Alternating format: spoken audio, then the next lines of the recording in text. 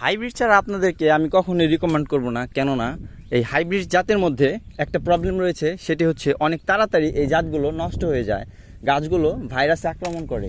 আসলে ভাইরাসে আক্রমণ করলে কি ওরকম আহামরি ক্ষতি হবে ওইরকমও না, কিন্তু যদি সঠিক ট্রিটমেন্ট না করতে পারেন তাহলে আপনাদের অনেক বড় ক্ষতি হয়ে যাবে। কারণ এই ভাইরাসই একমাত্র একটা প্রবলেম যে এই পেঁপে বাগানের সমস্যা করে দেয়। আসলে যদি কিনা ডিসিশন নিয়েই ফেলেন যে আপনারা কি বলে ওইটাকে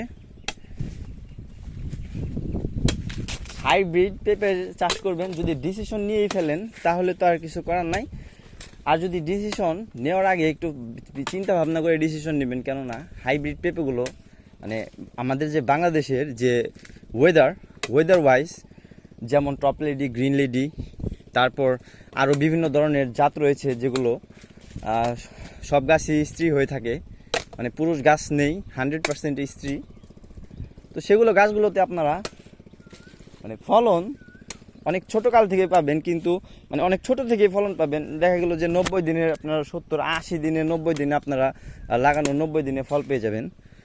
কিন্তু ওই ফল আর এই ফলের মধ্যে আকাশ পাতাল তফাৎ। আপনার ওই ফল যতই বড় হোক না কেন এই ফলের সাথে কোনো দিনও পারবে না, কোনো দিনও না। আর এটা একটু সময় লাগে, মানে এই জাতটা একটু সময় লাগে, কিন্তু আপনাদের সর্বোচ্চ ফলন দিয়ে যাবে। আপনাদের গাছ মোটামুটি আপনারা যদি রাখেন, ঠিক আছে, আমি 3 বছর এই গাছ রেখেছি, 3 বছর পরেও দেখা গেলো যে কিছু পেঁপে আমি হারভেস্ট করেছি আমার পুরাতন বাগানের। এমনকি আমি আরও 1 বছর রাখার পরিকল্পনায় আছি, যে আরও 1 বছর এই গাছগুলো রেখে দেব।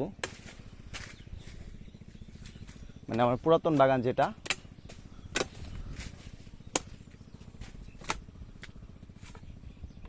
বাগান নিয়ে আপনাদের কোনো টেনশন করতে হবে না।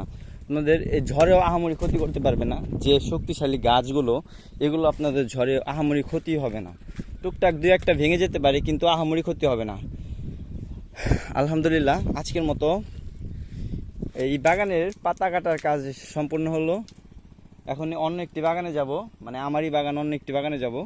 তো সেই বাগানে গিয়ে দেখি ওই বাগানের কি প্রবলেম, একটু অ্যানালাইসিস করে তারপর ওই বাগানের সমস্যার সমাধানের চেষ্টা করব। তো ধন্যবাদ বন্ধুরা, ভালো থাকবেন, সুস্থ থাকবেন, দেখা হবে পরবর্তী কোনো ভিডিওতে। আর ভিডিও ভালো লাগলে একটি লাইক করে দিবেন, সাবস্ক্রাইব করে পাশে থাকবেন। ধন্যবাদ বন্ধুরা।